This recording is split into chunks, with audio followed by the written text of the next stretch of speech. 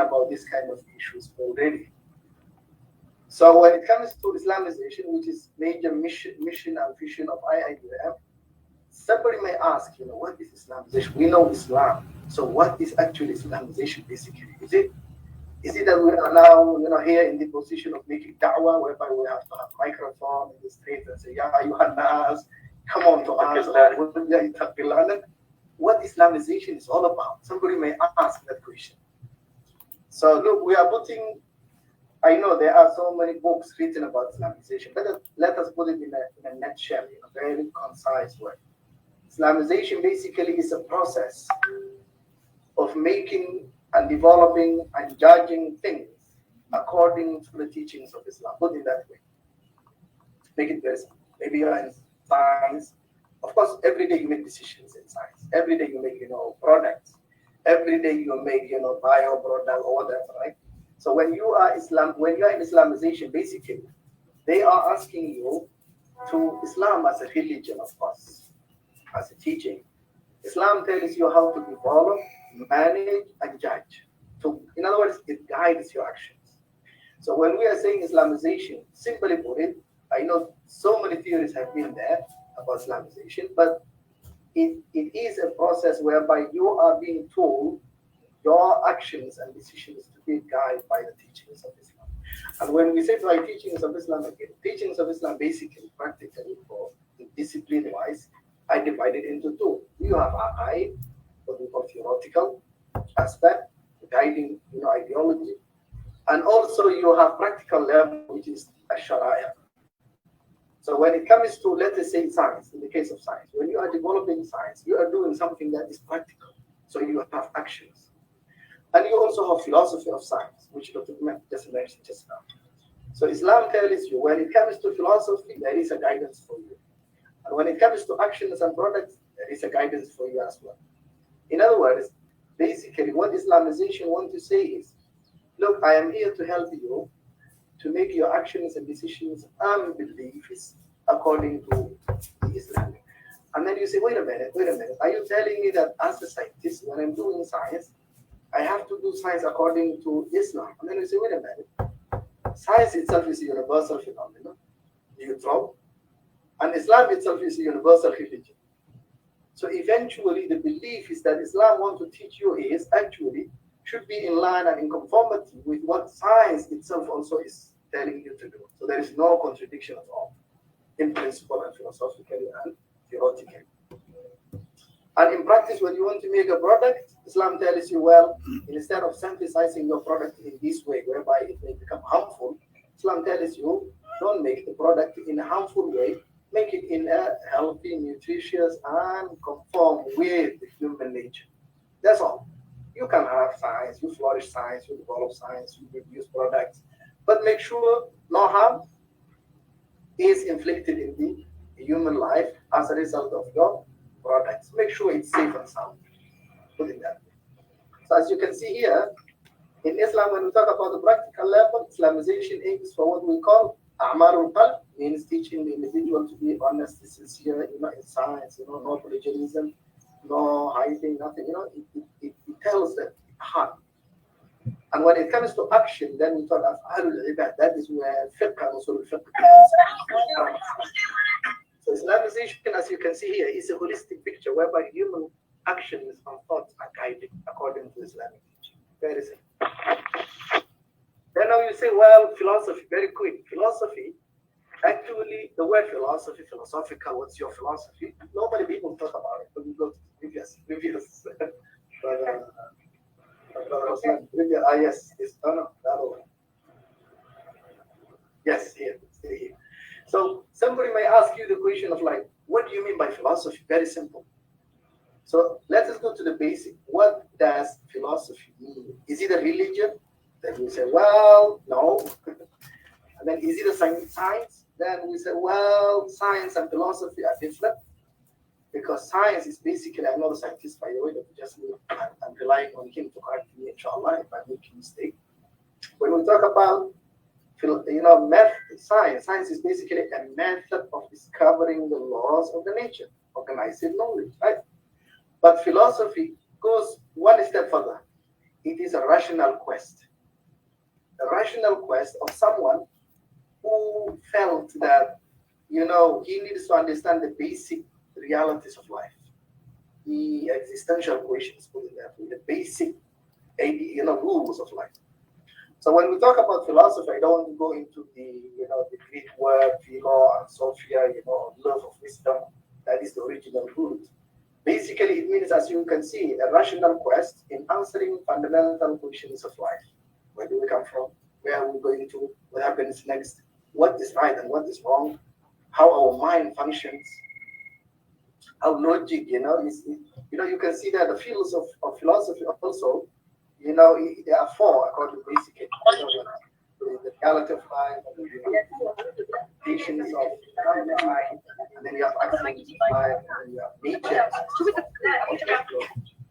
So basically, philosophy is a rational quest. So when we say rational quest here, this is where I want to focus. Philosophy can be achieved through religion, and therefore we have philosophy of religion. What religion basically at the end want to teach. And then we can apply also to science, because science, as a method of knowing the reality of life, we can ask, what is science is all about? What science want to tell us? Who is science? Who are you? What are you doing in our life? How important are you in our life, right? So philosophy is actually, as a rational quest, is a subject that is shared by both religion and science, put it that way. Both can claim. Because we have philosophy of religion, we have philosophy of science, and we have philosophy of, Now here comes, when we talk about scientification, as you can see here, truth-seeking process that aims to produce systems and certify knowledge. Scientification actually is a process that aims for accurate and precise knowledge. And in that sense, scientification again is another process whereby we can ascertain through scientification process, we can ascertain certain aspects of our knowledge. And in that sense, scientification helps philosophy, because philosophy teaches more on meaning, but scientification focuses on the, the accurate account. Same, scientification also helps Islamization, because Islamization provides the value, provides the teachings of, what you call religion. But when it comes, let us say, the issues of precision, the issues of, let us say, Islam tells you this is haram.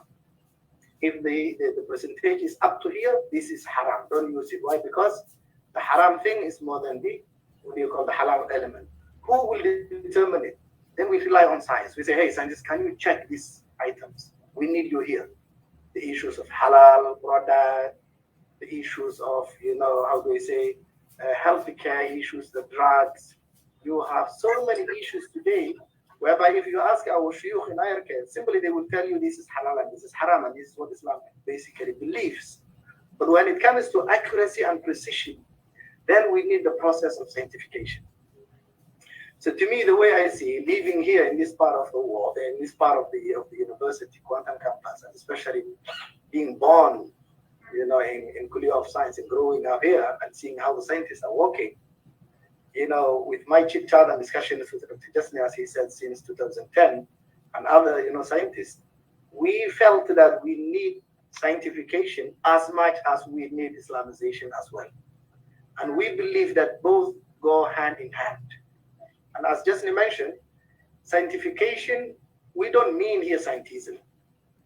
So scientism is the extreme end of scientific process.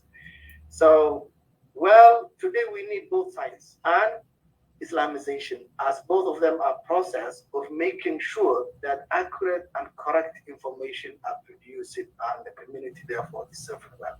Thank you very much. I want to open with that. So that's thank you very much. Yes. So I want to share two quotes with you.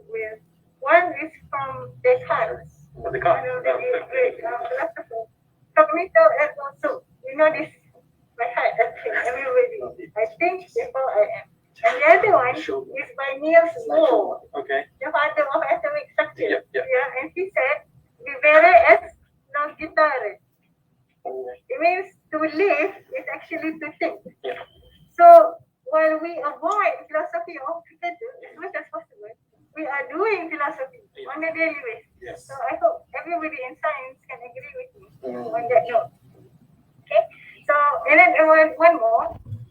It just so happened that United Nations determined that next week Thursday will be the World Philosophy Day. Okay. Okay. Yes.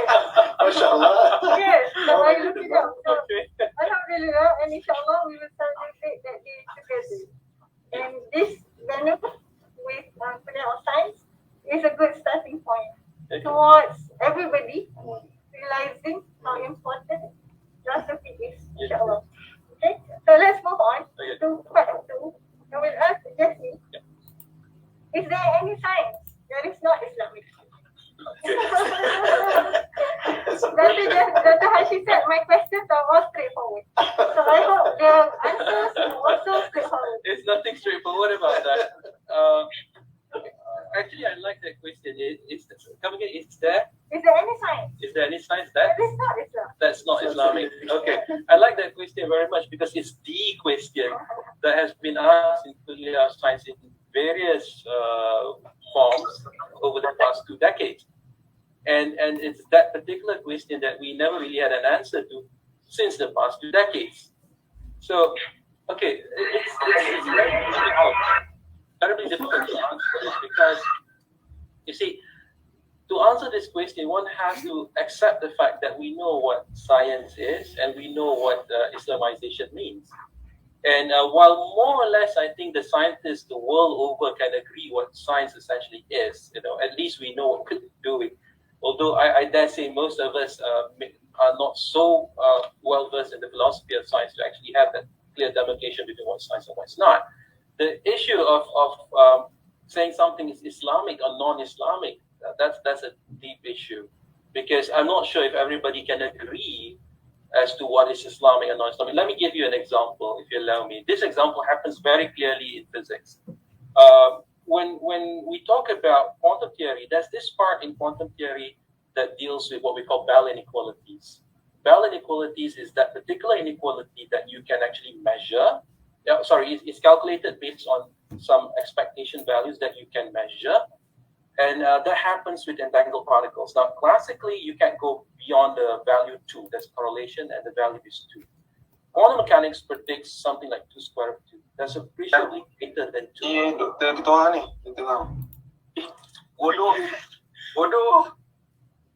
Sorry, do you terribly mind muting? Please mute your microphone. Thanks.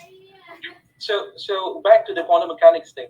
So experiments have been done, and we actually observed 2 square root 2. So it seems to corroborate quantum theory now. Everything seems to be well and good. The only problem is this. What does it mean physically? Because if we agree with quantum theory, then it essentially means since all the processes are random, the particles that we measure they do not conspire with each other to get that value 2 square root 2. Then why must we get 2 square root 2? All right. So one of the perspectives that was given is if you accept that the particles are completely random, they don't conspire with each other, and we assume the particles do not have intelligence like us and they will conspire with each other, then to some extent we may say that, well, if you want to save determinism, or if you want to think that they behave in such a way that you can get that value, perhaps there's an underlying story already written for the particles to behave in that way at that time to give you 2 square root 2. What about your win? Precisely. More than that, what about us who decides which measurements to make? So then the question of the whole story underlying the particle would have to underlie the experimentalist as well. So the experimental's decision suddenly becomes in question. Do we really have free will? So if I bring this issue back then, if I say that's the right answer, that's what quantum theory says, or I interpret quantum theory with that, I probably would get my head locked up if I was living in the Abbasid period with the Mu'tazilites.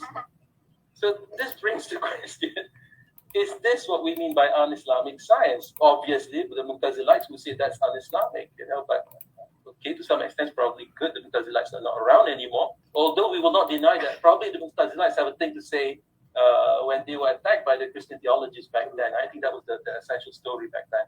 But the point I want to make is, if we say that the result of science is something that you can interpret in the context of Islamic or otherwise, then that brings to question what is Islamic and what is not. And not completely agreed upon.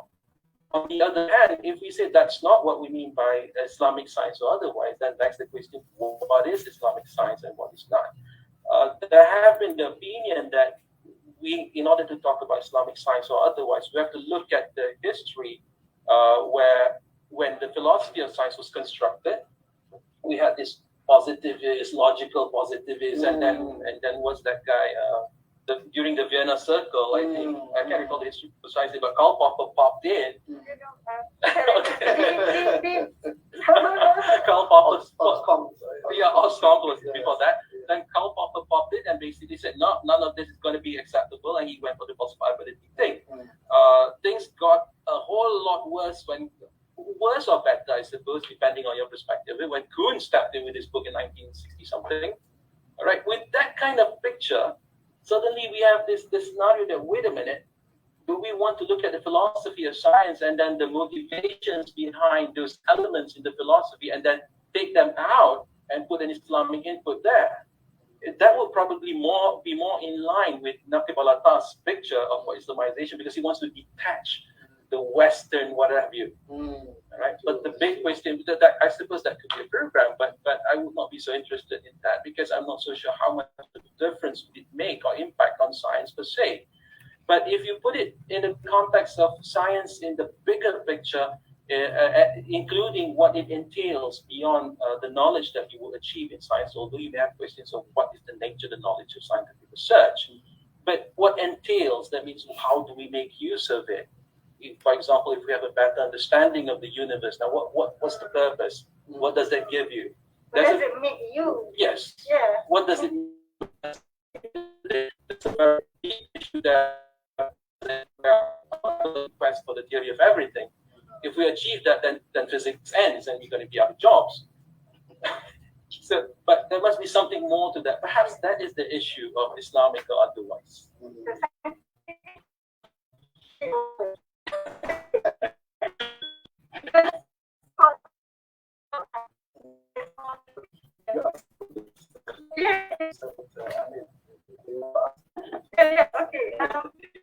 You have to answer first. When to Dr. Hashi specifically, is philosophy necessarily always free thinking and radical in nature? Good luck. Thank you very much. I think the question that you're asking is you're supposed to start with just first. Yes, this one. Well, the question that you asked, Sister Dr. Anil, is that, is it free thinking philosophy? It's a rational quest. That's what we said. You want to use logical reasoning, and you have a quest. You are someone who get tired, fed up with how things are done ordinarily. So a philosopher basically is someone who don't want to see the world and reality from the perspective of the ordinary, glasses or the ordinary lens, right? So you are someone who want to see and go deeper than that. That is what the philosopher basically, and that's what we mean by rational quest. Normally, philosophers, they say that a philosopher is someone who tries to answer the most basic questions of life, especially childhood questions. When you're 5 years old, 3 years old, we are actually great philosophers. If you see our babies, they have questions that we cannot answer them, even though you are full prof. Maybe last level of your professorship, right? Because they are very fundamental.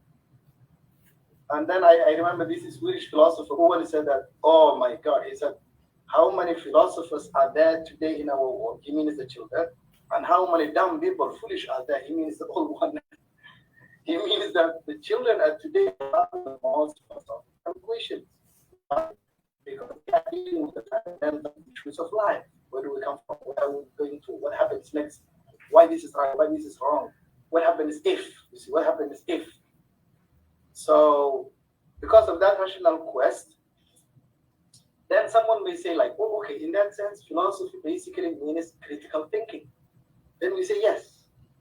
And in the sense of being critical thinking and being critical in everything, then philosophy becomes what? A critical thinking. It's not because it's a free thinking, but it's a critical thinking, whereby you question everything. Even sometimes, I don't know, our ordinary mind normally tells us we see things through our eyes.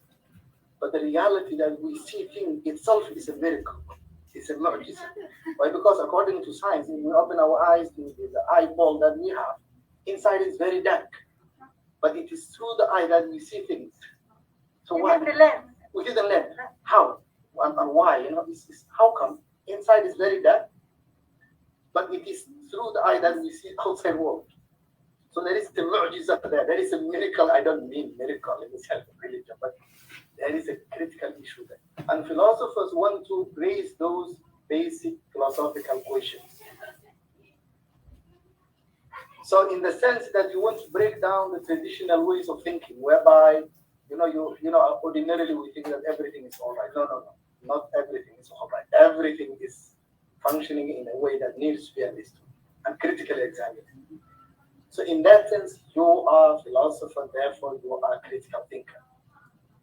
But on the other side, if you look, if you say that, is it a free thinking? In that sense, is it a free thinker? The answer is no. Why? Because when you are thinking, you are using the categories of your mind. You are using your beliefs. You are thinking. You are using your traditions. You are brought up in a certain society, in a certain mood of. You have desires. You have also your influences, environmental influences, social influence. You are not from the skies to here. So therefore, you will be influenced by your conscious and subconscious thoughts that are there existing in you. So yeah, then sometimes the philosophers say we are free thinkers, but actually nothing called free thinker. Right? But critical thinker, yes. Free thinker in a way, free thinking historically, just to highlight, the word free thinking is used always, either to be free yourself from traditions, established norms, or from certain dogmas, or from certain, religions, for example, religious teaching. So then free thinking basically means you are freeing yourself from, historically, in the Christian world, from these kind of, let us say, church-controlling, world view. That was a reaction. Therefore, it's a free thinking, meaning no longer in line with the Christian church. Historically, that was a teaching, right? But if you think it critically without looking into the historical perspective, if you say free thinking, no one is free. Even if you deny all religions, eventually you are worshipping yourself. You end up to be a self-worshipper, which is very dangerous as well. Because the whole values now become subjective. When you say, no, I don't agree, I don't like this, because I. Okay.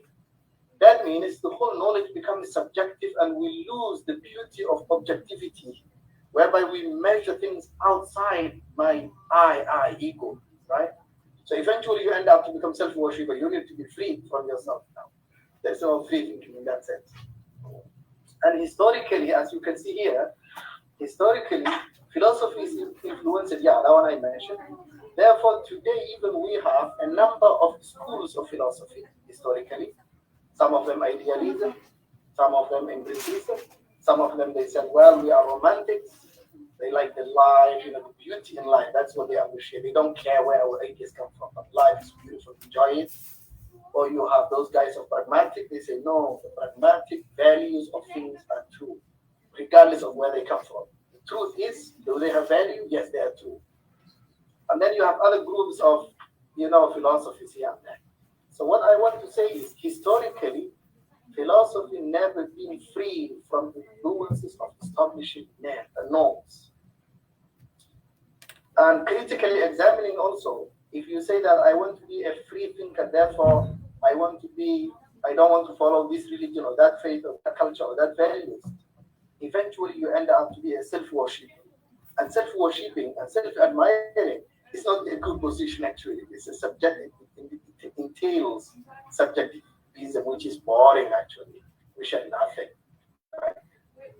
So coming back to the discussion here, but we like philosophy, although we know it has that shortcomings, that problems, but we still like philosophy because we want people to be critical at given issues. We are not downgrading. We are not, nullifying the whole philosophy and putting it in the dustbin and cursing it. No. We want to show the shortcomings of philosophy, but at the same time, we want to appreciate the fact that philosophy entails a critical thinking. Otherwise, if you don't have philosophy, even your scientific knowledge becomes, some sort of like technical. If you take out philosophy, from science, what left? You become technician.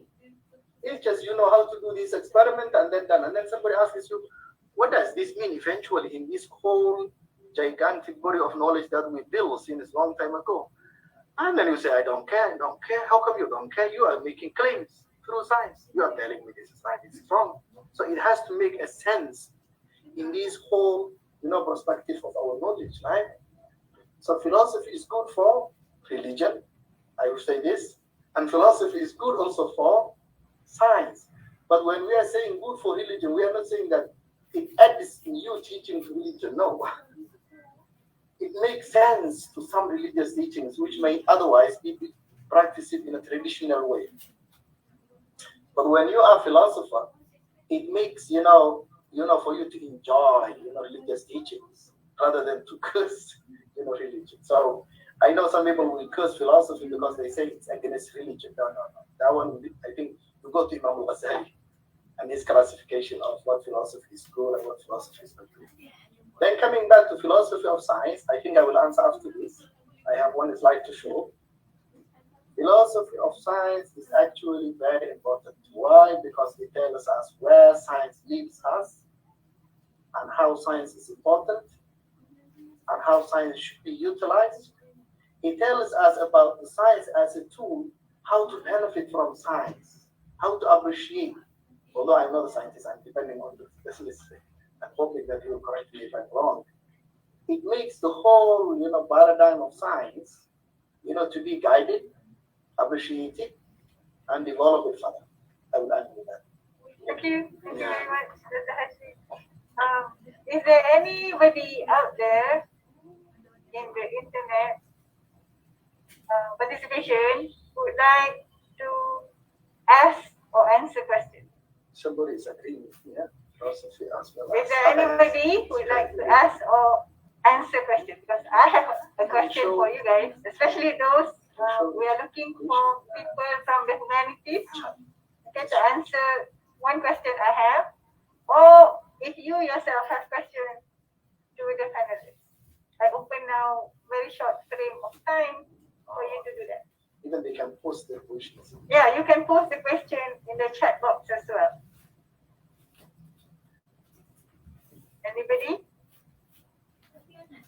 So they're looking for a question, can I comment on you? Okay. I think we put that aside first. So now the part 3 has started. Okay. You want to comment first? Okay. You comment and then you ask him more Okay, questions. sure. And then the reciprocal from that. Okay. Go ahead. Because, I think the comment I was thinking about was in the context of when you talked about philosophy. While I myself subscribe to the importance of philosophy, of science at least, there is this argument, there's this known argument, of course, that philosophy of science is, science per se is part of philosophy originally, as you know. Historically, there was no such thing as science, it was natural philosophy. And in fact, the work of Newton himself was not noted as science, was Principia of philosophy, something like that. But okay, and the perspective is that as the centuries go by, the questions that were asked in philosophy were eventually answered in science. And you have this disentangling of philosophy and science, and there's this worry that eventually the questions that are being asked in philosophy by those 5-year-old children, they are very good questions, by the way. would that circle, that set of questions shrink to the empty set?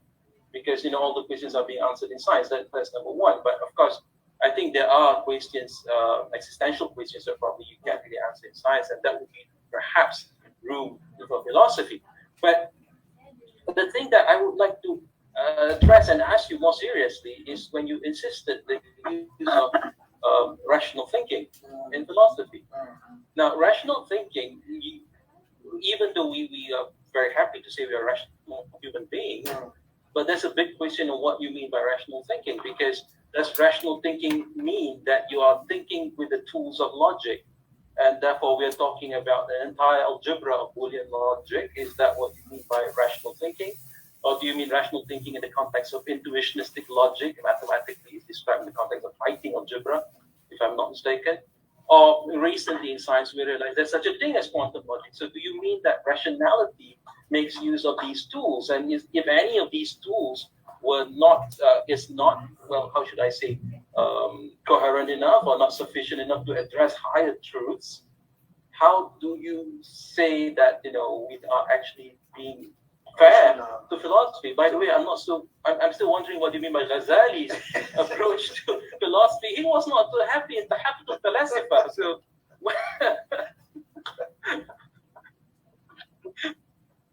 okay, if I may, Anil, if I may, I think you didn't ask me a question yet. So I did. I asked you about the rationality. He asked question. You get to ask your question. I was waiting some comment from the participant, not from the speaker. It's like, I don't know how to answer now because my speaker now become a questioner. Okay, put in this way, I don't want to go deep into, the details of what logic means and what makes our logic, and then when we talk about logic itself, it's an independent subject, and then, so many details there.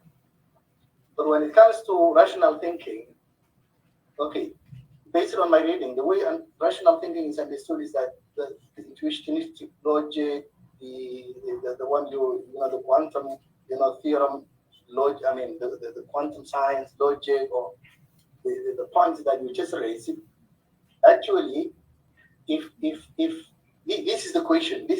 I want to answer your question with another question.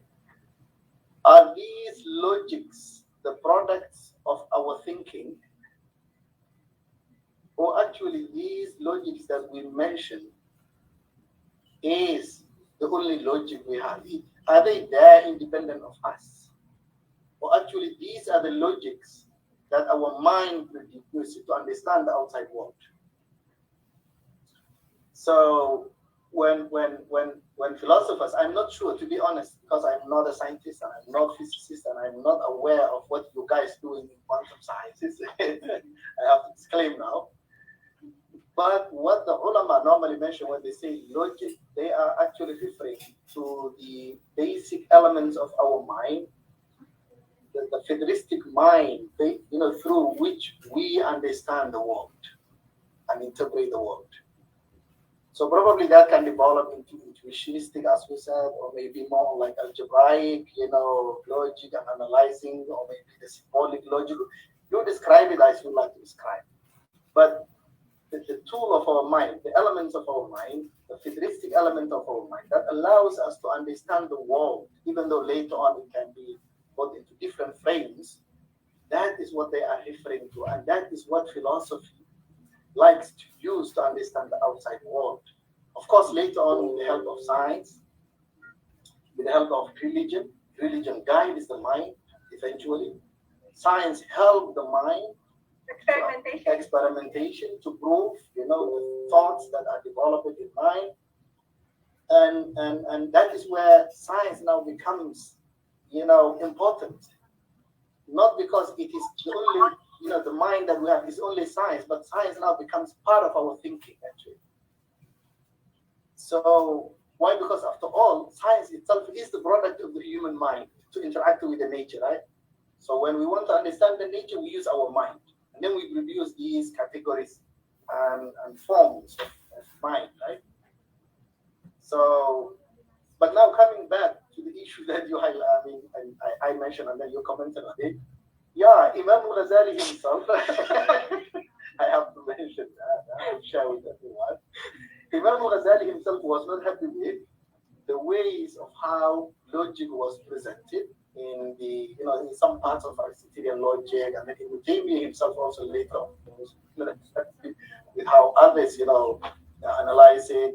We have this succession of ulama who are, commenting on the functions, the usage of logic. So if we go there, I think we need another session. I don't want to go there. Yes, yes, right. But one thing that I like to add, the discussion, and before I ask one question to my good friend Jesni, is that the question of when we talk about philosophy of science, what are the major issues, right? And I like to share with one slide, if Brother Azura can allow, one slide, last slide, my presentation, yes, and then go left, down, yes, and then the left, yes, share that, here, share, yes, then you go one more down, one more slide down, yes. So this is what I like to share with the audience today. Normally when the ulama talk about, when philosophy is associated to science, or when philosophy of science are debated, as just highlighted, by Dr. Jesni, these are the issues that are, hotly debated, I should say this. The issue of demarcation between what is science and what is pseudoscience. What is the dividing line between that two? Can you say, look, this is our territory called science, knowledge, and this is not science, means, let us say, another territory of knowledge, another body of knowledge. You categorize it, forget about it, I am not interested in it. This is not my business. And you say, this is my business. What is that dividing line? And then, last time, there were some attempts, as Dr. Jesni mentioned. Logical positivism was one of them, because they realized that actually science and law cannot help everything. So they wanted to neutralize the discussion. Then they have, especially in the European Enlightenment and modernism. Then later on they realized, and then they say logical positivism. Logical positivism means actually measurable knowledge. The area of science is measurable knowledge. And then somebody said, wait a minute, what do you mean by measurable knowledge? And then they said, through verification, or content others. Verification means knowledge that can be verified either by lab experiment through correspondence and consistency. Then only that knowledge is what we are interested in. Other than that, we are not interested. And then you say, wait a minute, you mean religion is not science? And then they say, no, because when you talk about God, can we verify the existence of God through the lab? Can we? And then you say, okay, God cannot be experimented in the lab. Then can we calculate God? 10 times 10 minus 1? Equations may not also show us, right? Wait a minute, cannot. And then they say, and then you say, no. And then they say, okay, so it's not in our territory. Religion is not in our territory. Why? Because not verifiable through consistency, not verifiable through correspondence. So don't waste my time, lad. That is pseudoscience. And by saying pseudoscience, they are not ending there. They add one more statement. They said pseudoscience is actually, they compare it to myth and khurafat, they put it in the dustbin. So anything unscientific, don't waste my time, lad. So this is where the ulama, of course, Al-Abbas, Farouk and others, this is where they come. They say, hey, this is where we need to present Islamization in the picture, because these guys lost the direction. And then before the religious groups come in, we have scientists like Kolpop, and then who said, hey guys, something wrong with you, and then he suggested falsifiability issue. And then now I think this is the current one. Yeah, right? And then we have another issue which has been raised, time and again, scientific infallibility. Can science make a mistake? It's an issue. You are doing science, you are enjoying, fine. But is it true that science never make a mistake? Or actually there are cases where science makes a mistake. Infallible or failable. It's a hotly debated issue. You can ask Google or YouTube, they will have a lot. Social constructivism. There is a theory of philosophy that says, look, all our knowledge is socially constructed. Nothing true, nothing real, including science. Why? Because after all, when you are developing science, you are just living with the scientific community. So the scientific community share with you their values. All you have is scientific community culture. So it's another culture, another tradition, which can be brushed aside anytime. Another theory says no, reductionism means the whole system. Reductionism is actually a general, a theory of knowledge, which says that everything in this world can be reduced into small particles, small issues, right? So they take the body, the organs, and the cells, and then systems. You have skeleton system, and then you have integumentary, and then you have different about 9 to 7, systems interacting. If you take a single, nothing left from the body. So then they say same goes to science. Science can also be deconstructed. So what we call science is actually something that can be constructed and deconstructed. Another theory says scientific, justification of scientific methods, either deduction or induction. Which method we use? Should we apply deduction and therefore justify our methods, or induction? It's a long story again. And then you have scientific realism and instrumentalism. They say, well, we have to be realistic. Actually, nothing. It's just realism. It's like, it's a long discussion. I think I leave it for the next session. So now this is my question now to Dr. Jesni, my friend. You have been, in IIUM for some time.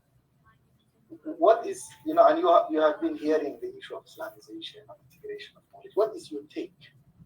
What do you think? How far we make a progress on that, aspect? It's very good, yeah. Prof. Aziz, I think he'll be happy to say that we have not made that much progress.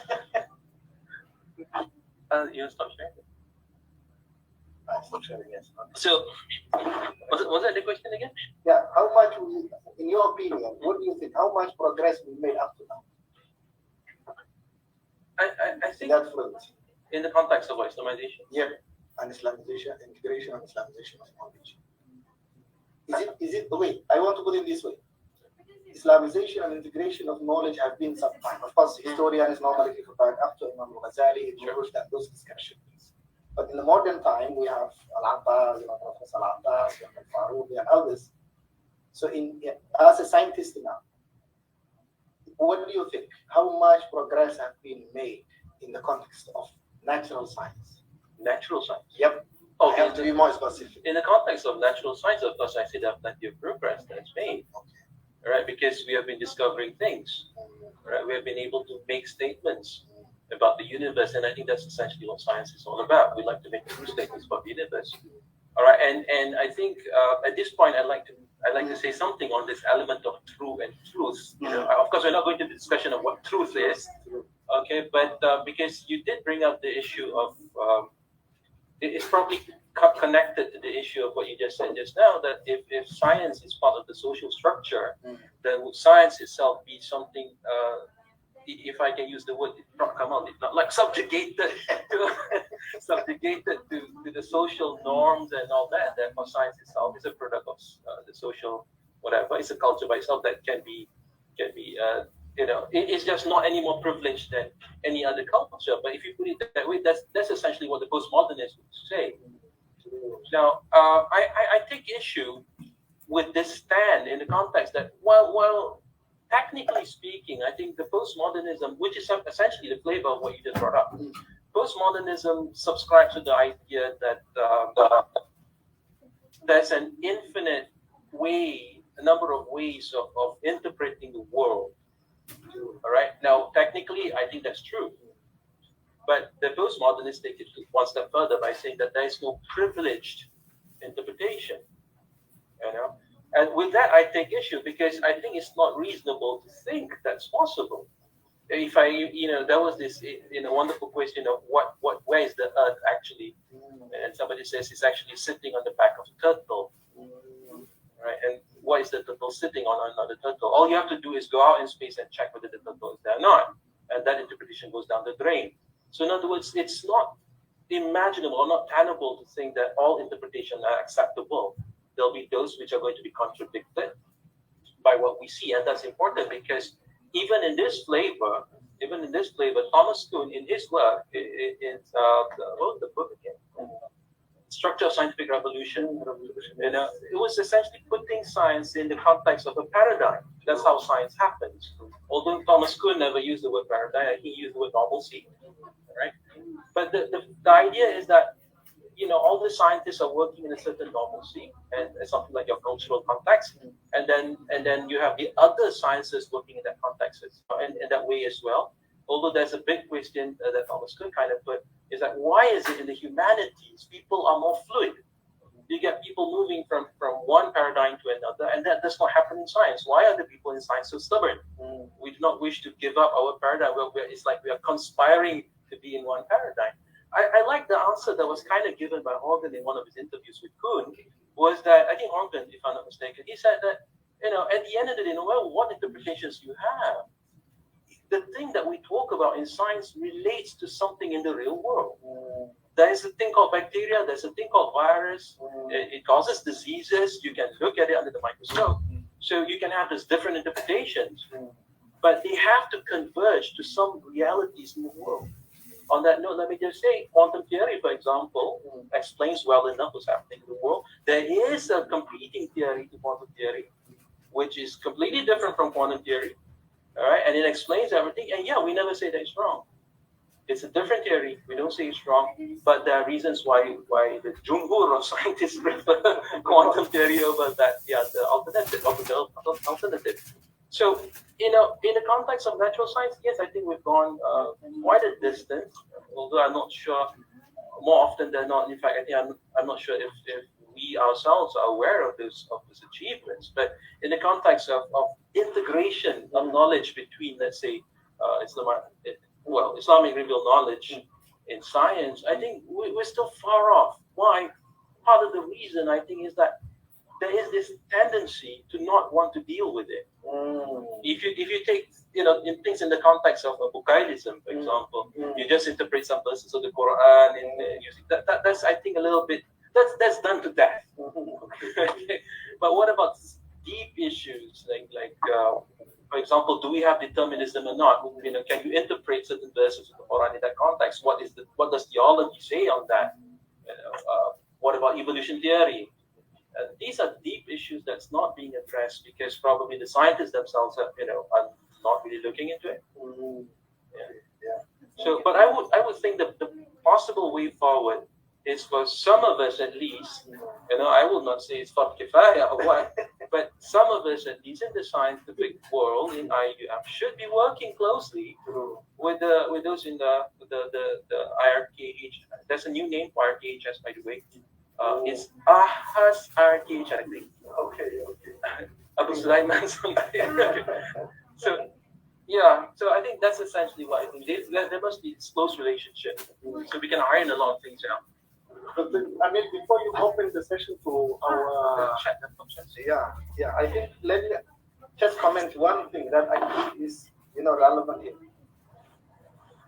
When Muslim scholars today, for example, like Arabi Al-Abbas and Kamal Hassan, when they talk about this idea of Islamization, I just want to comment that basically what they mean, of course there are a lot of discussions there, but the bottom line of the discussion is they want to make Islamic teachings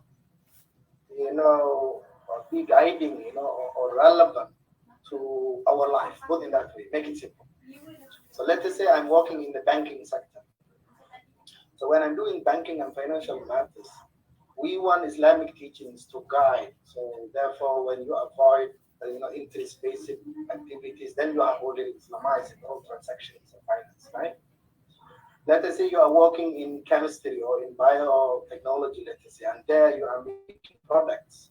So Islamization in that sense means your biotechnology products, whether you are making food or other substances or other items, they want that product that you are making to be guided by Islamic teachings. So you have Islamized actually. Islamizing means making it according to Islam.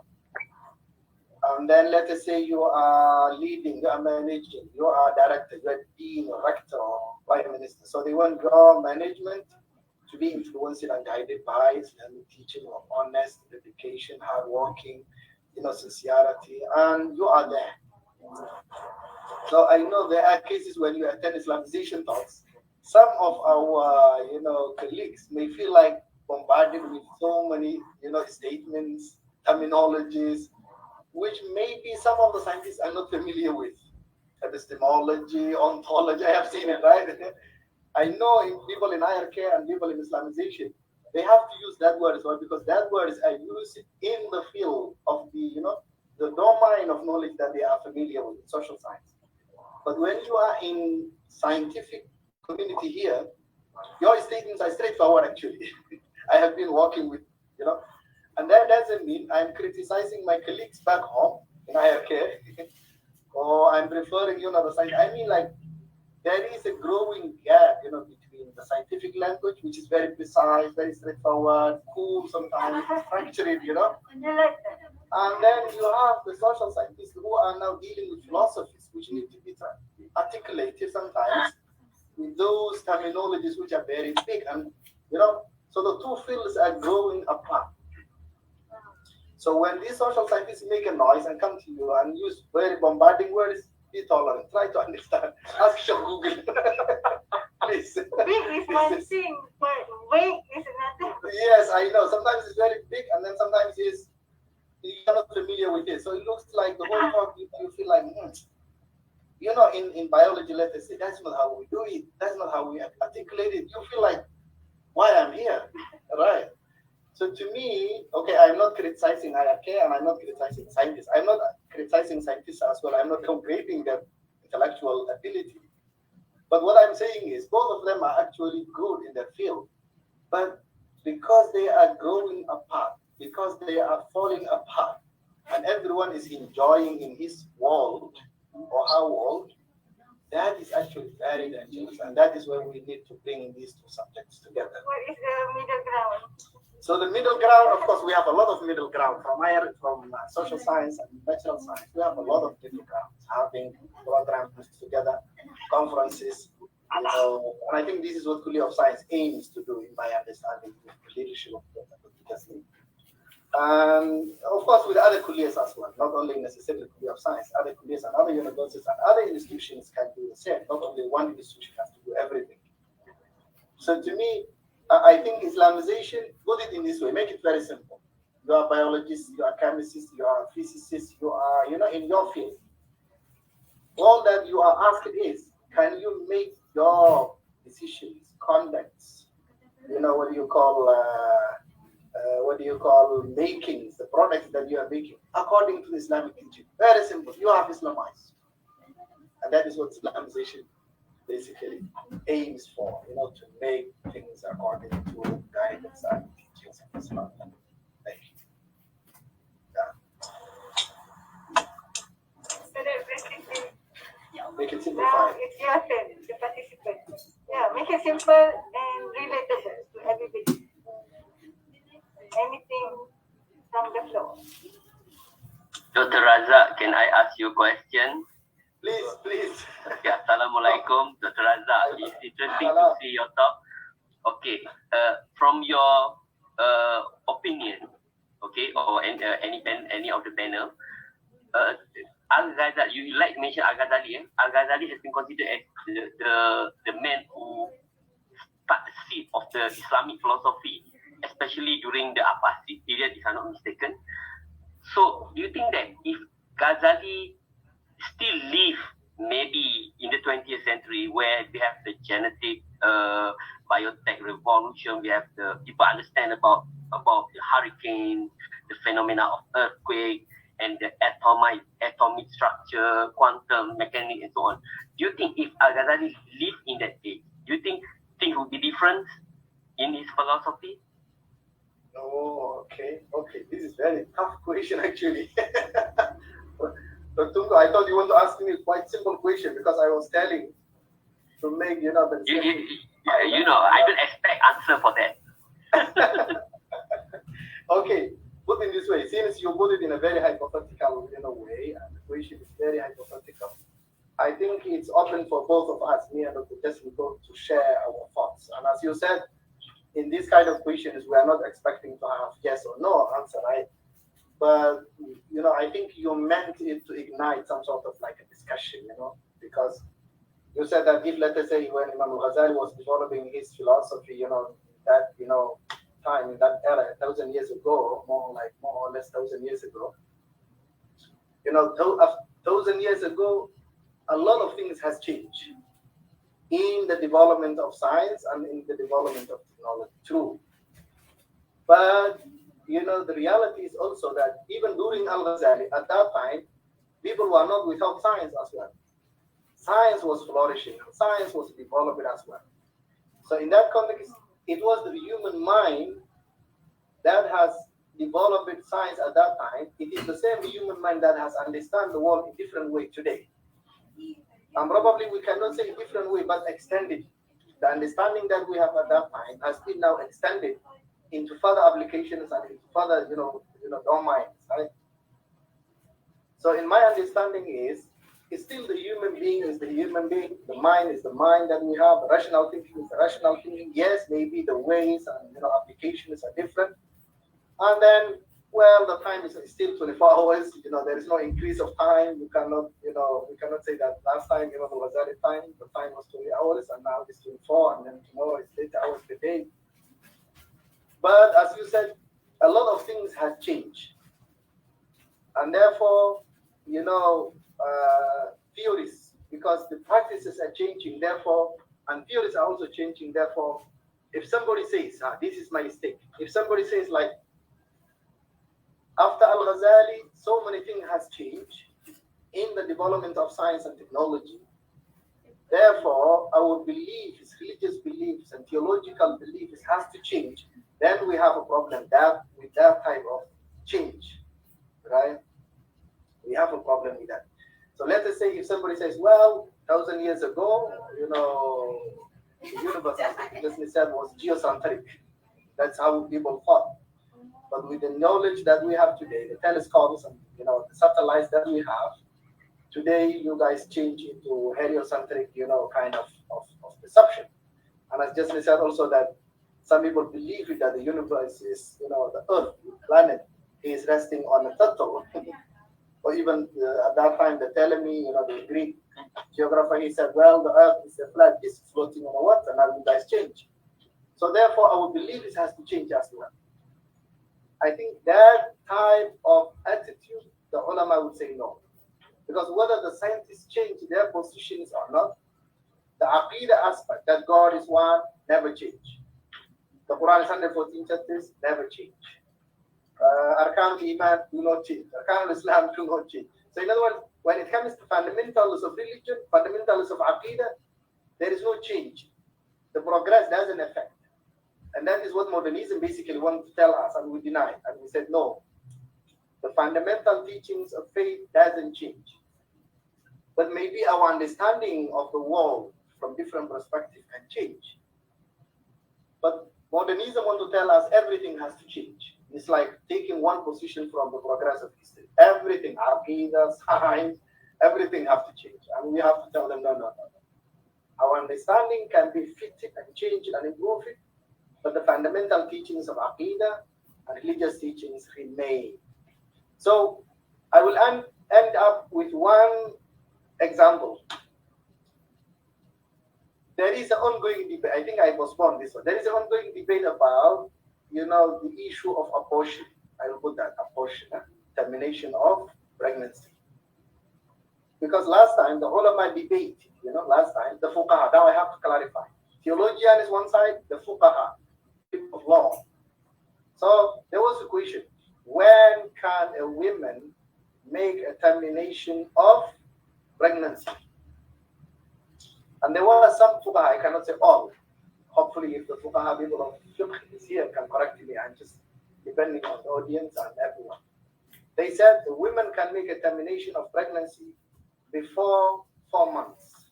There was an opinion at that time in the history. Why? Because they thought after 4 months, the child receives, or the growing fetus receives his spirit, or ruh, according to the prophetic hadith, right? Whereby 40 يوما نطفة 40 يوما علقة 40 يوما مضغة, and then ثم ينفخ فيه الروح. So 3 times 40 is, you have done 120 days, right? Which is 4 months. So they said before the ruh is, breathed to the fetus, some ulama, I don't have to say all, said it's possible to abort the child. In the modern time, that opinion is being challenged with the new discoveries of, scientific knowledge. And the Majma' al-Fiqh al-Islami, if I'm not mistaken, in last, century, I mean like 2020, 1990s or 20s, early this century, they said, well, even before 4 months, termination of growing butters is not permissible. The reason is because they now realize, with the discoveries of X-rays and so forth, that from the first day of fertilization, this growing zygote is alive actually. It has a life. And then they said, the ulama there, they thought that the child has only ruh, but they forgot that the child has life. Because after 4 weeks or 6 weeks, if I'm not mistaken, the medical doctors, they keep looking for the heart beating, right? So the heart beating means this growing zygote is alive. So terminating a growing life is not permissible, therefore, according to the latest, the fatwas that you can see from, please check. I'm not a faqih, and I'm not supposed to give fatwa, but I'm just relating my reading of fuqaha position. I don't want later on someone to say, oh, Razak give fatwa. Then I'm in trouble, right? But I'm just giving you an example of how science can help the position of the fuqaha. So last time fuqaha said, well, before 4 months they assumed that there's no rule. And today they said, okay, well, no, actually, it's not about two things. It's not about the issue of ruh, it's about the issue of hayat. And hayat is there in these growing, buttons, right from the beginning of, the date of conception. Therefore, it's impossible, cannot be, aborted unless the mother's life is at risk. Number two, the fuqaha today are in the mood of classifying between hayat and ruh. What the hadith mentioned is the ruh. ثُمَّ يُنْفَخُ فِيهِ الرُّحْ. But the hadith didn't say ثُمَّ يُنْفَخُ فِيهِ الْحَيَاةِ, because hayat begins even before 4 months with this child. So what I'm narrating is, these kind of discussions and understanding of existing issues, maybe science can help, the progress of science can help. But when it comes to aqaid, when it comes to beliefs, when it comes to arkanul iman, the pillars of faith, that one doesn't change at all, whether you are living at the time of Ghazali or you are living today. But when it comes to fiqh issues, as I said, the example I mentioned, hopefully you'll read more. That is where we need, that is actually the function of scientification. But I have issue to take when you talk about Ghazali. Please, okay. Because if you allow me, when Tengku was asking about if Ghazali was alive today, of course my readings about Ghazali is very limited, right? But the issue is this: Ghazali at one point clearly criticized the philosopher's take through that book of his, the standard text, Haftul Falasifa. Now, if you look at that text, if I remember correctly, Ghazali did not so much have an issue with science. Yep. He mentioned quite clearly he had no issue. He even mentioned the sciences that were, I think, was there at the time.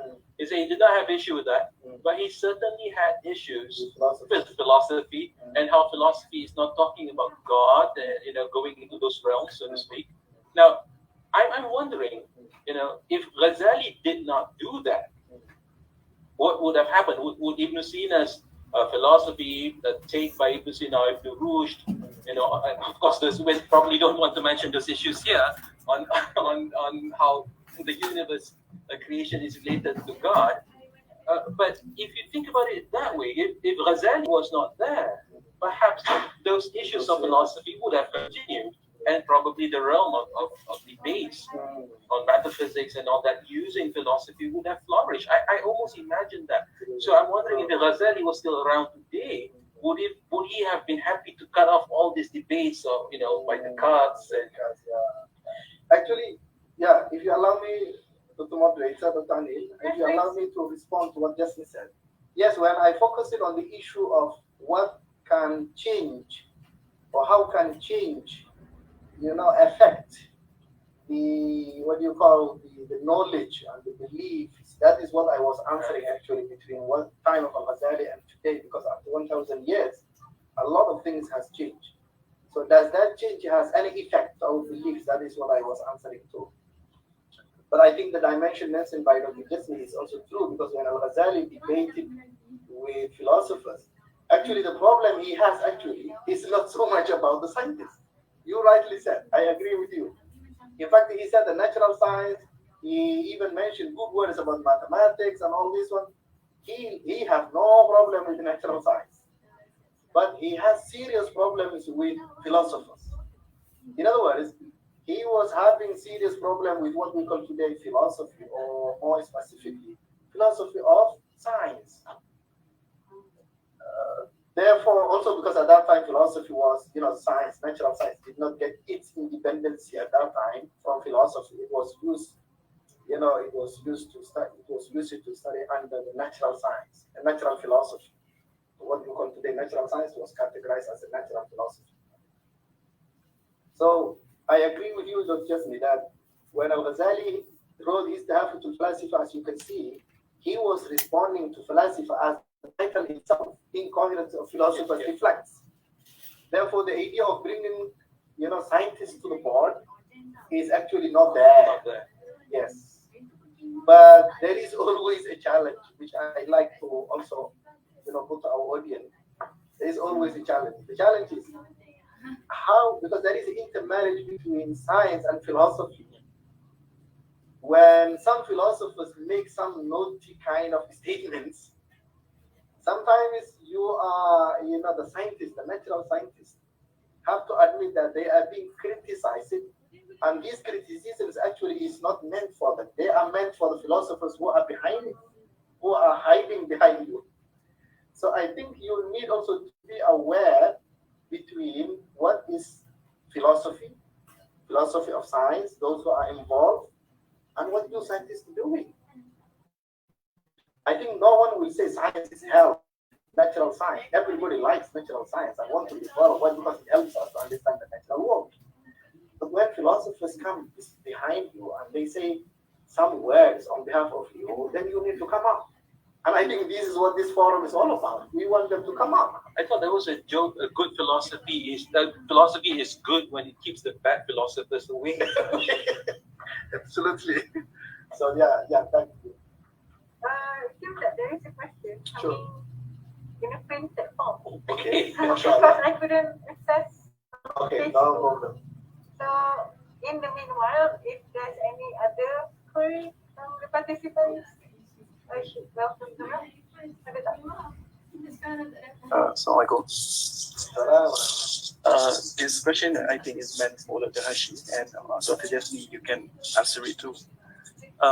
If a person, particularly a Muslim, adopt a school of thought, if I may give an example, like Cynic school of thought by the Diogenes, if I'm not mistaken, is it justifiable in terms of Islam? Or is it permissible for that person to acquire or adopt that school of thought? Yeah. My name is Ahmed. I'm not sure about that. Well, yeah. Before I answer, I would like to clarify for what is the implication of that belief, because I think I will know more about it. What is the implication? Because, well, people have different beliefs, different schools of thought, but normally we look into the implication. Can you please clarify with that? The cynicism. It's like the Diogenes, the cynicism. Oh, cynicism, right? Yeah. Oh, okay. Yeah. Okay, if I correctly understand, I could be wrong, and I hope, the audience and also my colleague can correct me. Cynicism, or probably is you are referring to skepticism, right? Skeptical beliefs. Am I correct? I think the way I want to drive it is, in Islam there's an idea of zuhud, the zuhudism. So I think maybe the cynic can be interrelated or can be related with the zuhudism. Because I'm still referring to the issue of cynical. Cynical, normally when we say cynic, the way I understand is more like doubtful, is it? Am I correct? Can you check the Google? Can you ask Shamsul what that cynic is? because I need to be clear. If you are referring to cynical in the form of skepticism, whereby you doubt and you don't trust in anything, then we have an answer from that perspective. But if you are comparing, yes. Can I share what Google says? Please. I know this point is very good. That's why I want to go to the bottom line. Sorry about it. Okay, so cynical is belief is an adjective. It's believing that people are motivated purely by self-interest. It's trustful of human sincerity. Yeah.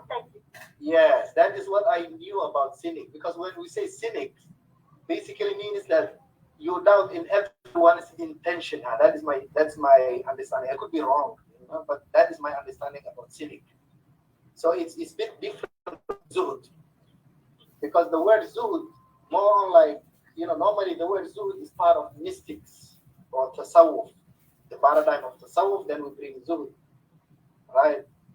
Those who avoid, dunya, those who give up, about dunya, and then they want to focus more on like the spiritual and self-purification, right? So I think the word zuhud is a bit different from cynic, the way I understand it, because cynic basically means when you doubt in everybody's intention and motivations, whereby you think that people are not driven by this culture of altruism. If you see somebody, for example, a soldier dying for defending the nation, then you say, well, he's just looking for popularity, right? You don't appreciate his heroism, but you just look at him as someone who is looking for popularity, to be written somewhere, a statue, oh, this is a hero. So cynic, in that sense, is when you don't trust people's, motivation, sincerity, and honesty. So then, in that case, in Islam, now we become religious. So no more philosophy, no more science or scientification, right?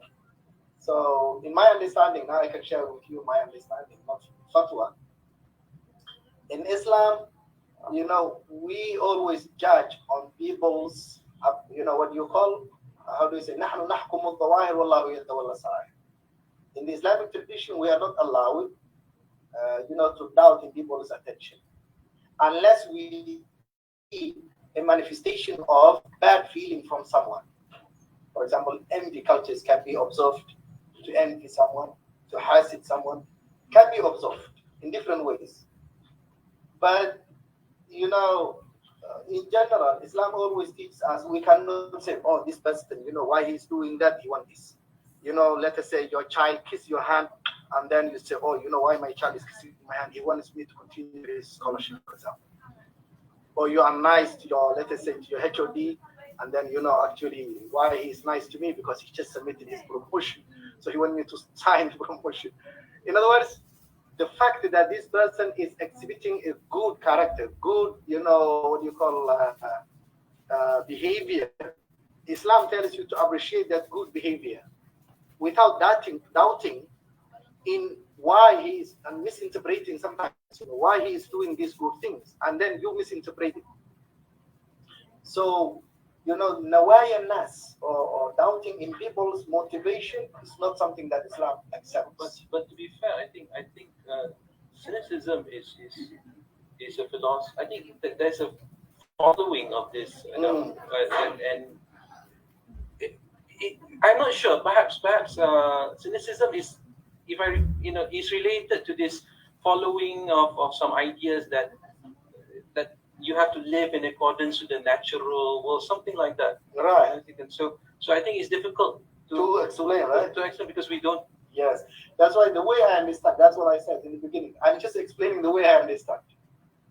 Therefore, I don't want to go deeply, as Jesni mentioned here, since it's a bit vague. But the way I understand it in Islam, we are only allowed to accept people's good behavior as it is, without doubting in people's, So if you mean cynicism also is skepticism, that's a whole lot of discussion. I think it's not skepticism. Yeah. I think cynicism is something else, and I think there are some correlations. Why he mentions zuhud, I think it's because there are some correlations between the way the cynicism people would live. And there's some relation to zuhud, but I can also make that correlation with another group of people. I think probably the Hindus will not accept them. the Agoris in India, for example, they have this philosophy that they have to live according to whatever. But I still would stay away from trying to answer that. Sorry, because I'm not that familiar with cynicism. I understand cynicism is a particular group. It's probably not an official philosophy from the Stoicism and all that. That's why I think the best answer we can give is if you explain, as I said in the beginning, we don't know, but the way I answer it, the way I understand the question. But it would be good if you explain what cynicism is before we ask, before we say whether it's permissible or not permissible. So, الحكم على شيء فرع عن تصوره. Judging something is actually part of our understanding of that thing. So we need to understand first. Thank you. Yep. Any others? The question, the printed version of the question not here yet, so I still open to the floor. Dr. Tunku, I want to ask you, Dr. Tunku, because today this actually session is meant to be interactive, more like two ways, half-hour discussion. Dr. Tunku, I would like to ask, is biotechnology, in biotechnology, it's like, well, it's a field of, making products. So, what do you think? Would you like to relate yourself more on like fiqh subjects, or would you like to relate more on theology subjects, belief systems, or more on like law? I know that it's very general, but that is what I want to throw in the terms of Islamization of biotechnology. Okay, thank you. Actually, your question is, I don't quite understand. What do you mean by product, and you want to look at ethics, or do you mean the ethics? Yeah, product. Normally, you guys make like biotechnological products like medicine. You make drugs. You make food, right? So I do not know whether you want to focus on the philosophical aspect of science and religion as well, or you want to focus more on like haram and halal and ethics. Oh, it depends on the issues. Sometimes it's more, let's say if you're talking about evolutionary point of view, it's more like different issues. But if you're talking about halal product, then it's different issues. Yeah, it depends what issues in biology that entails in that product, or the knowledge that you're talking about. We can't generalize because biological is very, very diverse. The spectrum is very wide. The main differentiation is between applied or pure fundamentals. Yep. I think we can discuss further. Yeah. Okay, feel free to raise also your questions, please. I saw someone who was raising his hand just now. His or her hand. Just I saw raising her hand. So.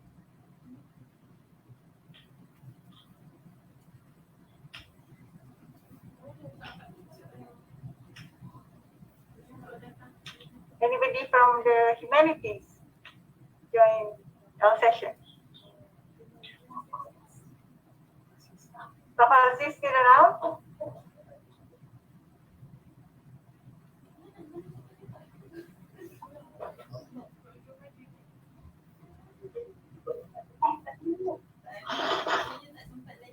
Yes, Assalamualaikum. Please, Prof. Yeah, this is the day of science, not the day of humanities. They are invited to your garden. I think, mashallah, alhamdulillah, we have learned a lot of things from our two scholars, and I think what they have presented is more than enough to digest for the next semester.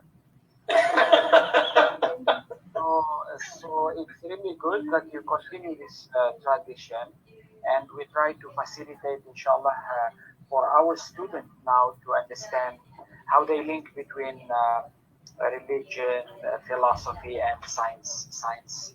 That's actually the challenge which we need to do, and make things simple to the student, inshallah. I don't want to add any other thing, but it's really good, and it's a good start. And I see that the audience is, mashallah, you have a lot of people there, and from here we can have more in-depth discussions on this, because talking about scientification is a whole lot different process. It's a process by itself that needs principles, methodology, applications, governed by certain values. And to bring this concept to Islamic revealed knowledge, also we need to see how we integrate it within our norms, because as you know, the Quran itself is a really well integrated guidance of Allah subhanahu wa ta'ala, which contains scientific principles, scientific laws, scientific values. And also contains other things of fiqh, of life, of nafs, of ilm. We want our student to understand this approach of the Quran, how the Quran is a very integrated book that provides guidance to the scientist, to the psychology person, to the lawyer, to the leader, to everybody. So how do we make use of this guidance to improve ourselves and to introduce knowledge? I think that's what I just wanted to say. But what you are doing there, this topic can be a theme for a big conference, inshallah. And inshallah, in the future, we can contribute much more. But I hope we can look at these things as processes that need a lot of work, interdisciplinary work, multidisciplinary work, and otherwise we will just keep telling the concepts, like the concept of Islamization, the concept of integration, the concept of sanctification, now another one, and then the concept of ethicalization, the concept of this, and then we cannot translate it from conceptual to operational to application to evaluation to impacts, whether in science, in study, in life. That's the way how we can, inshallah, go forward with Islamization. May God bless you. Assalamualaikum. I need to go there. Okay, thank you very much for this. Tarek, his name Tarek.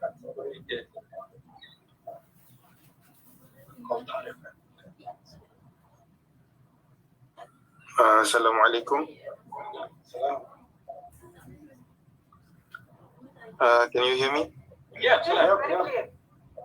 So my question is, what would you do if a hadith which is authentic but proven bad, an organization that uses science as their research, such as World Health Organization?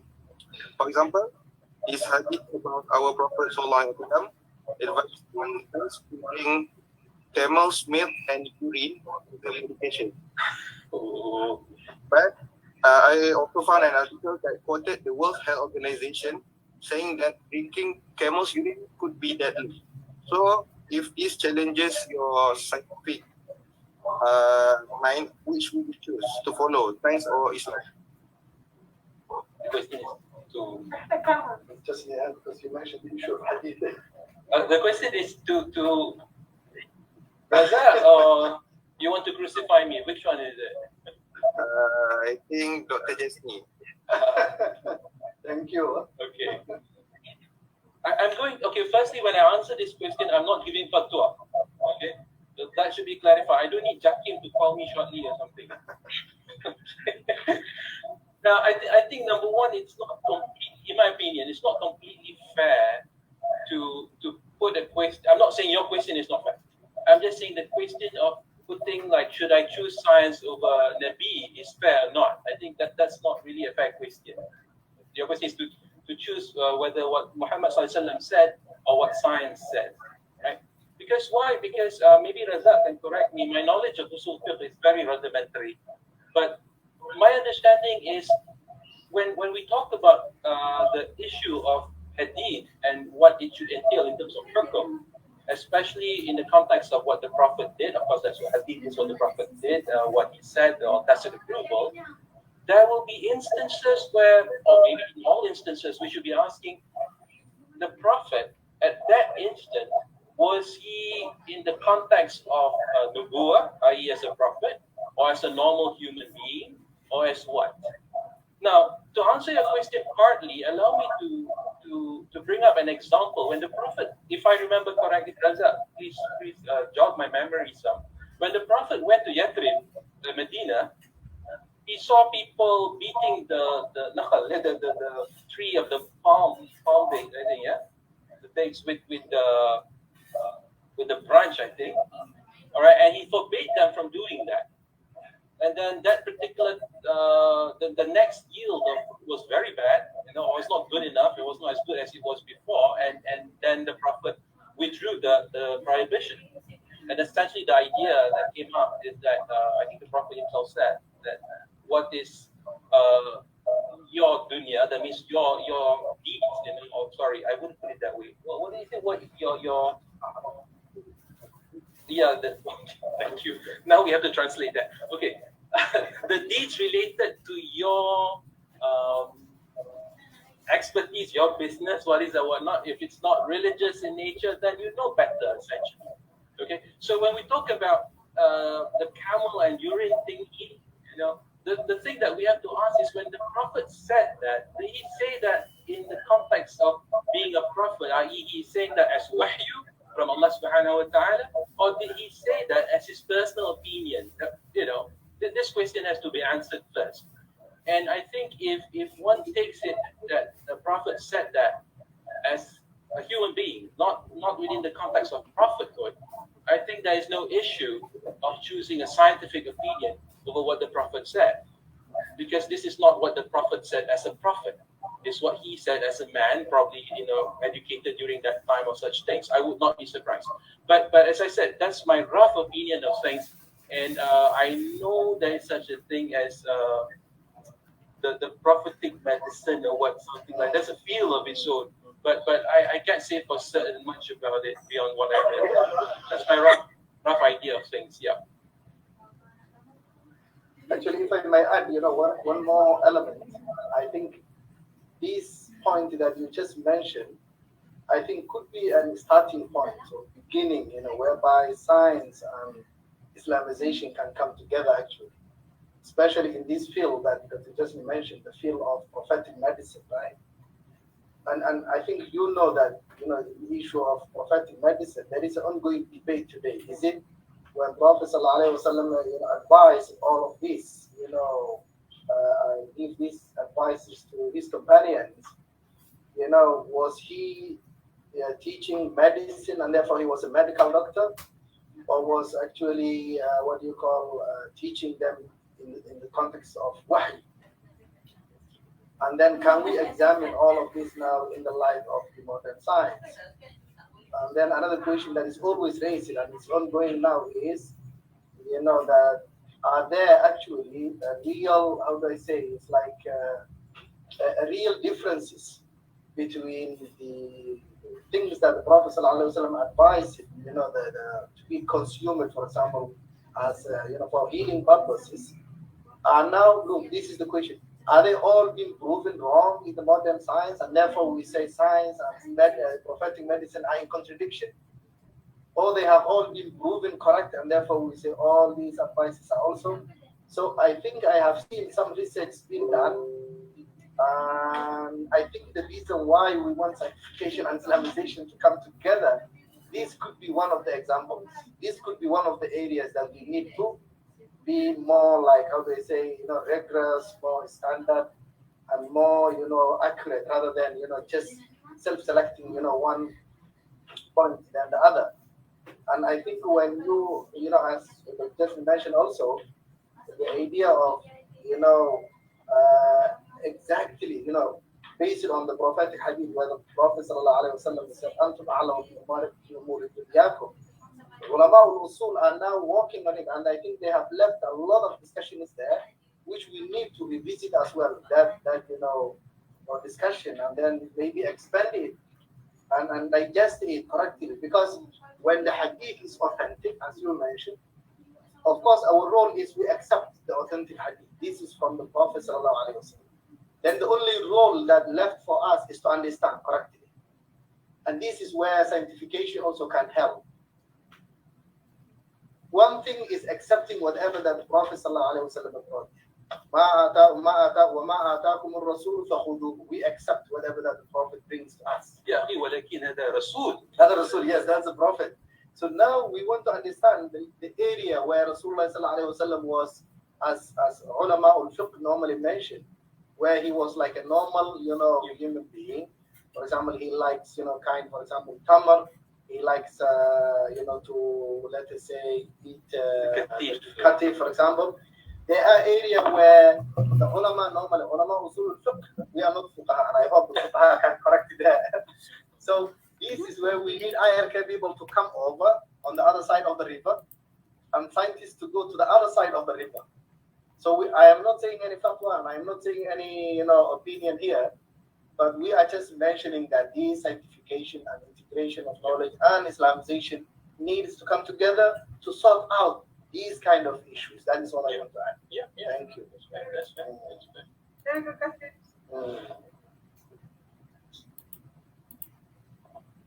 Other? So what's the question? I don't know. It's not coming. Azura, can you ask if there is a question?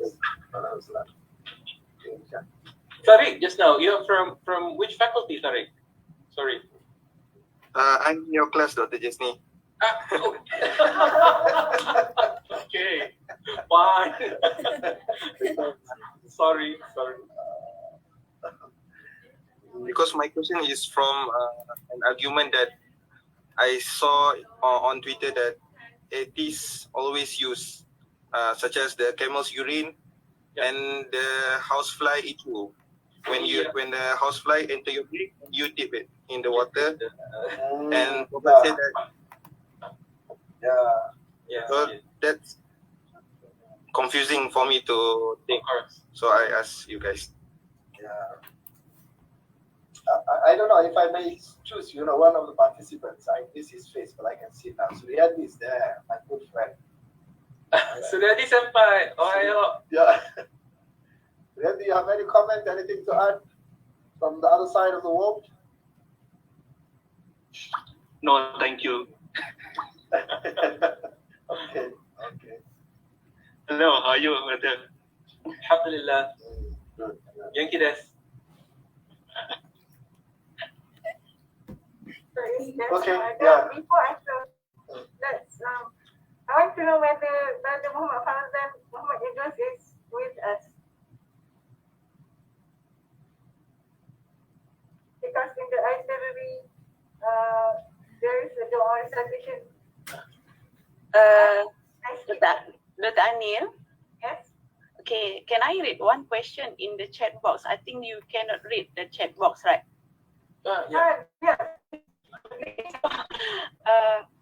This question from Amir Faris. I hope Brother Amir Faris is still here. Assalamualaikum, Doctor. My friend said that physics is ridiculous because some of it based on approximation and assumption. But that does not how world work. What is your comment, Doctor, on this statement? Just me. That one goes to you. Yeah. Yes. Okay, again, the question, the physics is based on? Approximation and assumption. Assumption. Oh, okay. But that's not how the world works. Yes. Okay.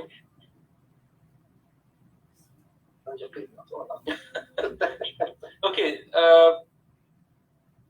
Now, to be honest, when we talk about science, to begin with, there are assumptions made. Okay.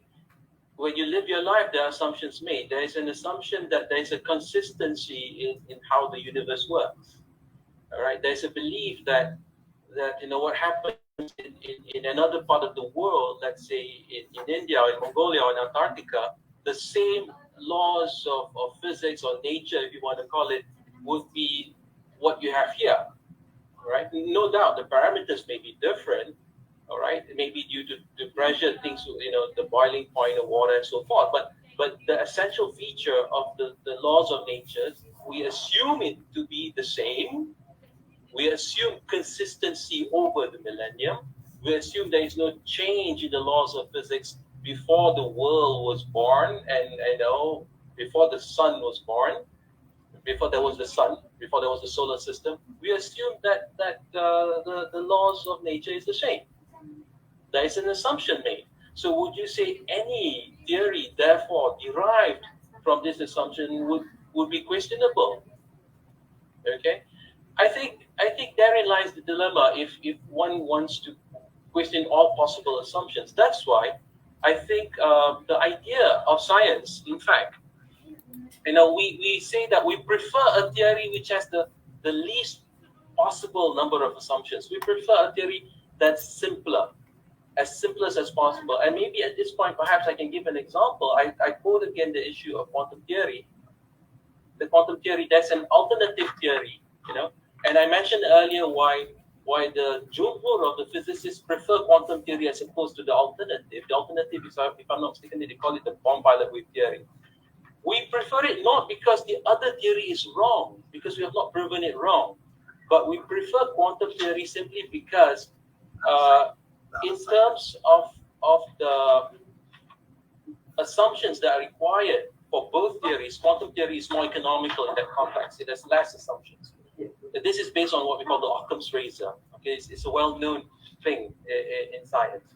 So if we say that the physics is based on assumption, well, science essentially is based on assumption. All right. The only issue is how far your assumptions go. And in terms of approximations, I think it will be true to say measurements are related to approximations, not the ideal scenario. But even in the ideal scenario, the idea of uncertainty is certainly there.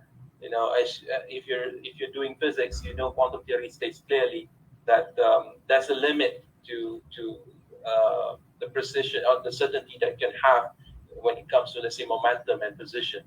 All right. So, yeah, I think that is what I can say about physics. Yeah. Perhaps I'm not sure if that person is still there. Perhaps you can tell me if I've answered your question some. There's another thing in the chat.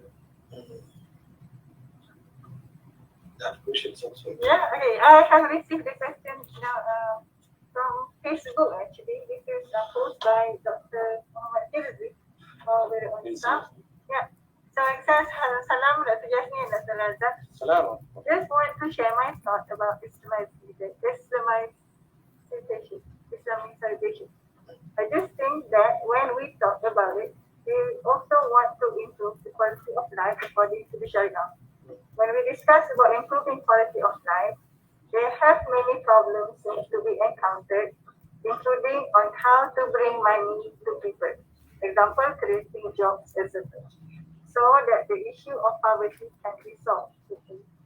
But then, when we talk about this money's objective and purpose, maybe sometime and a lot of time, we may get negative responses when it comes to money.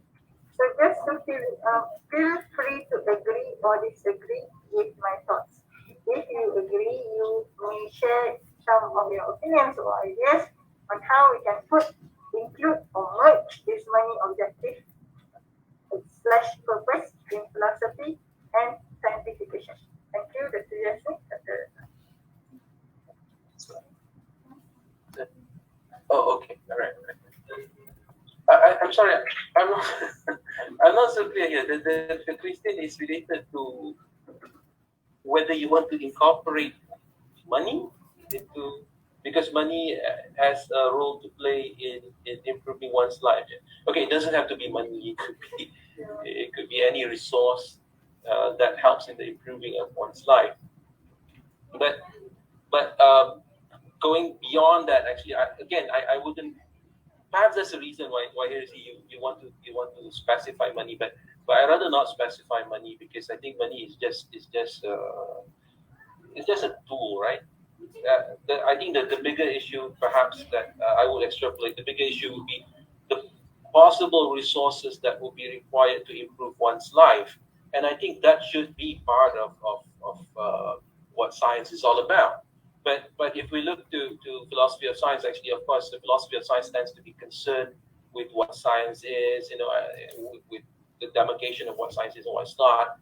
And for example, also there are deep questions in philosophy that has yet to be answered, like the mind-body connection, consciousness issues.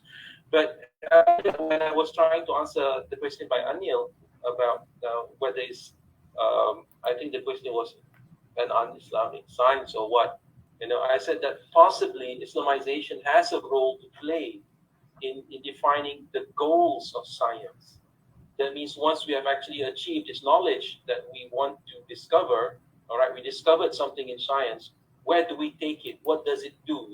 Technology is one thing, but I thought it rather cheap. But how does it enrich us, not necessarily monetarily, but enrich life? I think that should be the direction or the goal of science. By the way, that's why recently we decided that the new vision for the Kulliyyah of Science is the high touch of science and faith. Because we believe that science, together with faith, coupled with faith, should engender this high touch. It should not be science, ending with knowledge there, I think. All right, so perhaps in that sense, I hope I've answered that some. Because I'm still digesting, actually, as Dr. Jesni said, you correctly said that I'm not absolutely correct. I mean, clear about what the question. To me, how do we put this money into the bigger philosophy? Yeah, because bringing the issue of money, as Jesni said, money is not independent from other, resources, like other properties of life that we have. In fact, the money is sometimes just a product of other resources that we have, the energies that we have, right? But if the question is about how to improve people's life, I think that one we can answer. Yeah. So, in my understanding, it's very straightforward. Improving the ways of life for community and poverty eradication is part of Scientification and Islamization. That's how I understand. Because we need to use the current resources wisely and properly to alleviate the life of the public and serve the community better. That's how I understand. It's part of bringing justice. Because of course, when we talk about money, poverty eradication, we have to talk about justice and all of this. Yes. So that's how I understand that question. Yeah. So I think it fits in the purpose of Scientification and Islamization. Yes. But as Jesni said, focusing on money might not be a good strategy. Put it like a property of the wealthy of the community, how to manage it properly and benefit from it. Put it that way. Because of the negative. Yeah, because when we talk about money, I know this person maybe is worried about the issue of riba, the issue, maybe somebody thinks that if we add riba, we can generate more money and then we can serve the public. No, that's not the way it works. So riba is not in the picture in Islamization. So I think if the question is more specific, then we can discuss about it. So I hope the responses of the query of that So I just want to know again whether Muhammad Fauzan, are you around still, despite of the organized? Yes, I am around. I'm sorry, just now. Okay, so can I? So we are approaching the closing. Okay, all right, bye. Thank you. So is there any other coming from the floor, the participants, any comments, ideas for next round of discussion, panelists?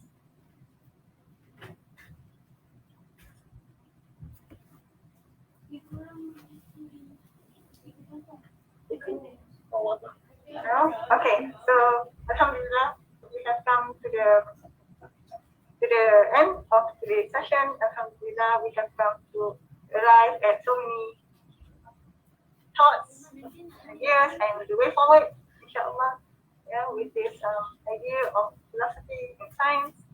So I now welcome the Muhammad Fauzan, Muhammad Idris, to please recite the dua. Bismillahirrahmanirrahim. Alhamdulillah rabbil alamin wassalatu wassalamu ala asyrafil anbiya'i wal mursalin wa ala alihi washabihi ajma'in. Allahumma innaka khallaqul azim, innaka samiul alim, innaka ghafurur rahim, innaka rabbul arsyil azim, innaka barrul jawadul karim. Allahumma ya karim ya rahim ya fa'alul lima yurid. ربنا ظلمنا أنفسنا وإن لم تغفر لنا وترحمنا لنكونن من الخاسرين ربنا آتنا في الدنيا حسنة وفي الآخرة حسنة وقنا عذاب النار وصلى الله على سيدنا محمد وعلى آله وصحبه وسلم سبحان ربك رب العزة عما يصفون وسلام على المرسلين والحمد لله رب العالمين. Now we shall end our session with the speaker from Surah Al-Asr and pass back to Moderator. Thank you.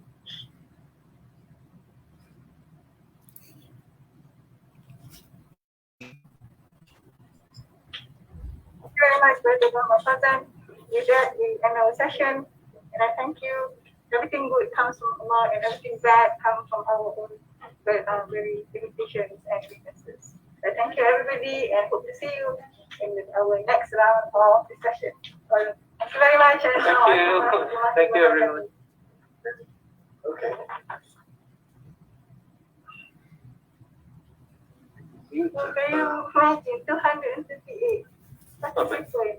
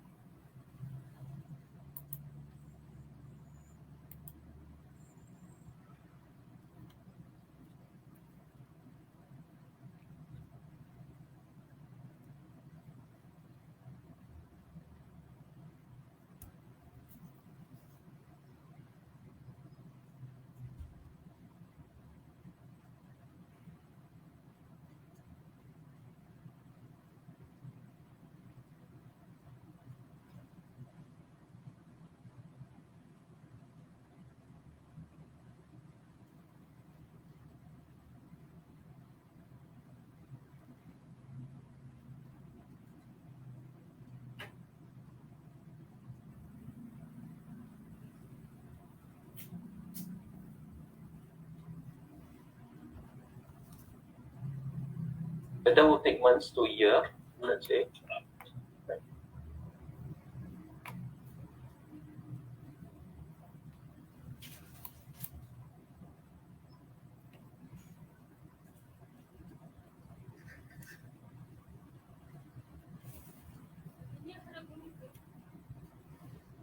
Recording stopped.